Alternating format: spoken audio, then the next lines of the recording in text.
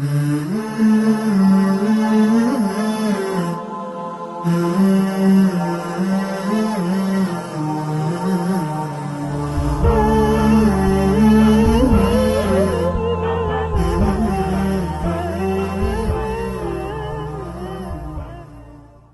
اللہ الرحمن الرحیم نحمدہ ونصلی علی رسولہ الکریم۔ معزز ناظرین گرامی، پروگرام اسوہ رسول اکرم صلی اللہ علیہ وسلم میں سیف الرحمن آپ کی خدمت میں حاضر ہے۔ آج کے اس پروگرام میں حضرت صلی اللہ علیہ وسلم کے صبر و استقامت کے حوالے سے گفتگو ہوگی کہ اللہ رب العزت نے آپ کو صبر و استقامت کی جو خصوصیت نصیب فرمائی تھی، یہ بھی صفات نبوت میں سے اعلیٰ صفات ہے، اور اس میں بھی اللہ رب العزت نے آپ کو کمال نصیب فرمایا تھا۔ اور سمجھنے کے لیے اس کی اگر مثال ہم سمجھ سکتے ہیں، عالم مثال کے اندر جس سے آپ صلی اللہ علیہ وسلم کے صبر و استقامت کا علم ہوتا ہے، وہ ہے طائف کا واقعہ کہ نبی اکرم صلی اللہ علیہ وسلم کو جس وقت اللہ کا یہ حکم ہوا کہ منصب نبوت کے کام شروع کر دیں، یا ایھا المدثر قم فانذر وربک فکبر، کہ اب تبلیغ کے لیے اور تعلیم کے لیے کمر بستہ ہو جائیں اور اٹھ کھڑے ہو جائیں۔ اور جب فرمایا وانذر عشیرتک الاقربین، کہ سب سے پہلا کام اپنے لوگوں سے شروع کرو۔ اور حضرت صلی اللہ علیہ وسلم نے اپنے لوگوں سے جب کام شروع کیا اور سارے لوگوں کو جمع کیا عرب کے معروف طریقے کے مطابق، اور اپنا مدعا بیان کیا اور اللہ تعالیٰ کی توحید کی تعلیم کا اعلان کیا، تو اپنوں نے تو پتھر مارے۔ ابو لہب نے کہا تبا لک یا محمد لہذا جمعتنا، کہ تو ہلاک و برباد ہو، نعوذ باللہ محمد، کہ تو نے اس کے لیے ہمیں جمع کیا۔ اس نئی دین کی ہمیں ضرورت نہیں ہے، آباء و اجداد کے طور و طریقے ہمارے لیے کافی ہیں۔ سب سے پہلے اپنے گھر سے حوصلہ شکنی ہوئی، پھر یہ حوصلہ شکنیاں چلتی رہی، اور حضرت صلی اللہ علیہ وسلم جس وقت مکہ والوں سے مایوس ہوئے تو حضرت صلی اللہ علیہ وسلم نے سوچا کہ طائف چلتا ہوں، طائف کے کچھ سردار ہیں، ان کو دعوت دیتا ہوں، ممکن ہے کہ وہ اسلام قبول کر لیں، اور جب وہ اسلام قبول کریں گے تو ابتدائی دنوں میں کچھ اسلام کو طاقت ملے گی، نصرت ملے گی، مدد ملے گی، اور ان کا مسلمان ہونا دوسرے لوگوں کے مسلمان ہونے کے لیے مثال اور نمونہ بنے گی۔ حضرت صلی اللہ علیہ وسلم نے حضرت زید بن حارثہ کو اپنے ساتھ لیا، اور جب جا کے طائف کے سرداروں کو دعوت دی تو ان لوگوں نے اس وقت اس دعوت کو قبول نہیں کیا۔ اگر صرف انکار کر دیتا تو کوئی بات تھی، محلے کے جو اوباش لوگ تھے، بچے تھے، ان کو حضرت صلی اللہ علیہ وسلم کے پیچھے لگایا اور ان کے ذمے دو کام لگائے کہ ان کو گالیاں دینی ہے، ان کے عزت نفس کو مجروح کرنا ہے، ان کو تانے دینے ہیں، اور ان پر سنگ بھاری کرنی ہے۔ چنانچہ وہ اوباش لڑکے حضرت صلی اللہ علیہ وسلم پر آوازیں کستے تھے، آپ صلی اللہ علیہ وسلم کو گالیاں دیتے تھے، اور حضرت صلی اللہ علیہ وسلم کو پتھر مارتے تھے۔ حضرت زید بن حارثہ کہتے ہیں میرے نگاہوں نے وہ منظر بھی دیکھا کہ آپ صلی اللہ علیہ وسلم اتنے زخمی ہو جاتے تھے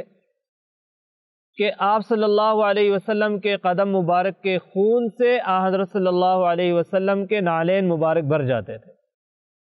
اور جب وضو کے لیے جوتے اتارنے پڑتے تو وہ جوتے آپ صلی اللہ علیہ وسلم کے پاؤں مبارک کے ساتھ چپک جاتے تھے۔ اور فرماتے ہیں ایسا بھی میں نے دیکھا کہ آپ صلی اللہ علیہ وسلم کو اتنے پتھر مارے گئے کہ حضرت صلی اللہ علیہ وسلم بے ہوش ہو جاتے تھے، اور فرماتے کہ میں اپنے پیٹھ پہ اٹھا کے آپ صلی اللہ علیہ وسلم کو بستی سے باہر لایا کرتا تھا اور پانی کے چھینٹے دیتا تھا، تب جا کے آپ صلی اللہ علیہ وسلم کو ہوش آتا تھا۔ لیکن اس کے باوجود آپ صلی اللہ علیہ وسلم کی استقامت متزلزل نہیں ہوتی تھی، اور اگلے دن پھر دعوت کے لیے ان قبائل کے پاس پہنچتے تھے، اور جو تکلیف ان سے پہنچتی تھی تو اس کا آگے سے جواب نہیں دیتے تو اس پر صبر کرتے تھے۔ اور ایک موقع ایسا بھی آیا کہ اللہ رب العزت کی ذات گرامی کو غصہ آیا اور حضرت جبریل کو بھیجا اور 7 پہاڑوں کے فرشتوں کو بھی بھیجا، اور فرمایا کہ اگر محمد صلی اللہ علیہ وسلم کی چاہت ہے کہ ان کو برباد کیا جائے تو ہاں کہہ دیں، پوری کی پوری بستیوں کو اجاڑ دیا جائے گا۔ حضرت جبرائیل امین آئے، سلام کیا، آپ کی خیریت معلوم کی، اور اس کے بعد فرمایا کہ پہاڑوں کا فرشتہ ہے، آپ حکم دے دیجئے ان سب کو رون دیا جائے گا۔ حضرت صلی اللہ علیہ وسلم نے فرمایا نہیں، یہ میرے استقامت کے خلاف ہے، یہ میرے کام کے خلاف ہے۔ فرمایا کیا ہوا؟ کوئی بات نہیں، اگر یہ نہ مانے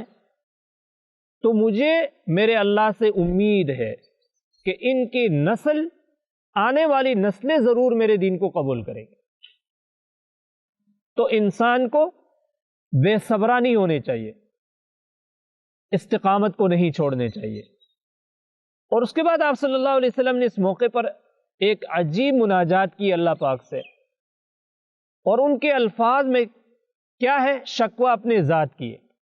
فرماتے ہیں اللہم انی اشکو الیک ضعف قوتی وقلت حیلتی وہوانی علی الناس یا ارحم الراحمین انت رب المستضعفین وانت ربی الی من تکلنی الی بعید یتہجمنی او الی عدو ملکتہ امری ان لم یکن بک علی غضب فلا ابالی ولكن عافیتک ہی اوسع لی اعوذ بنور وجهک الذی اشرقت له الظلمات وصلح علیہ امر الدنیا من ان ينزل بی غضبک او یحل علی سخطک لک العتبى حتی ترضى لا حول ولا قوة الا بک۔ یہ جو کلام ہے اس میں امت کے کسی فرد پر کوئی شکوہ نہیں کر رہے، اللہ کی ذات پر کوئی شکوہ نہیں کر رہے، اور شکوہ کر رہے ہیں اپنے اوپر۔ فرماتے ہیں اللہ میں اپنے قوت کے ذوق، کمزوری کی شکایت کرتا ہوں۔ اشکو الیک ضعف قوتی وقلت حیلتی، ہو سکتا ہے کہ میرے تدبیر میں کمی ہو، بحیثیت انسان بشر ہونے کے میری ذات میں کوئی کمی ہو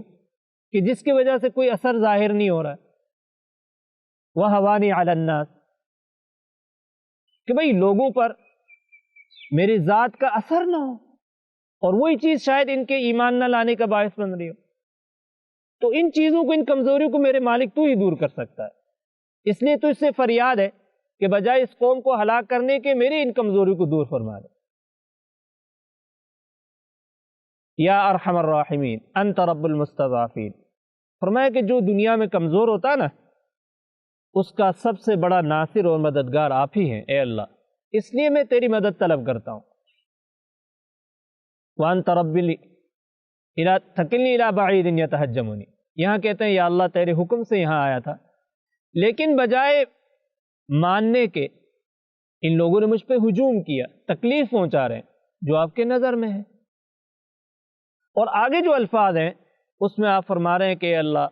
مجھے بس ایک چیز کی خوف ہے، وہ نہ ہونا ذات کے اعتبار سے میرے کوئی پرواہ نہیں کہ یہ تکلیفیں آپ کی کسی ناراضگی کی وجہ سے نہ آ رہی ہوں، اور آپ کے ناپسندیدگی کی وجہ سے نہ آ رہی ہو۔ ان لم یکن بک علی غضب فلا ابالی، کہ اس کام کے دوران اگر آپ کی ناراضگی نہ ہونا، باقی ذاتی اعتبار سے مجھے جو تکلیف پہنچے، فرمایا کہ بھائی اس کی مجھے کوئی پرواہ نہیں، ولیکن عافیتک ہی اوسع لی، فرمایا میرے رب بحیثیت انسان اس کو عافیت درکار ہوتی ہے، عافیت مطلوب ہوتی ہے، میں آپ سے عافیت طلب کرتا ہوں کہ مجھے عافیت نصیب فرما دے۔ پھر اس کے بعد فرمایا اللہ میں تیرے اس چہرہ مبارک کے اس نور سے تیرے پناہ طلب کرتا ہوں کہ جس کے وجہ سے یہ پوری کائنات روشن ہے۔ اشارہ اس بات کی طرف ہے کہ اس کائنات کے جو اندھیرے ہیں، شرک کے جو اندھیرے ہیں،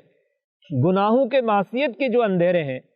وہ تو تیری ذات کے ارادے سے وہ چیزیں ختم ہوتی ہیں، منور ہوتی ہیں۔ اور فرمایا کہ اس کائنات کو تو منور کر دے،